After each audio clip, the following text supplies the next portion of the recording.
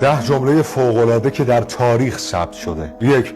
وقتی جنازه از خودت نباشه حلوا به دهنت شیرین میاد، از درد دیگران گفتن راحته. 2. همیشه 1 با 1 برابر نیست. 3. تفنگ خودش خطرناک نبود، پرش کردن.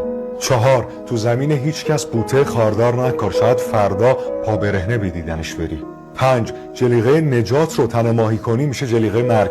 توی زندگی برای همه نسخه یکسان نپیچ، همه مثل هم نیستن. 6. هیچ وقت صدتون رو واسه کسی نذارید. آدم ها از نمنمه بارون خوششون میاد ولی از سیل متنفرن. 7. توی بچگی استخونام درد گرفت، گفتن داری قد میکشی، فهمیدم بهای رشد تحمل درده. 8. پدر رو به بازه همه میبازن. 9. از سلام کردن یه بچه میتونی بفهمی که توی خونهشون راجع به تو چی میگن. و مورد آخر شماره 10. دوری کن از کسی که با دیگرون می میخوره و با تو تلو تلو.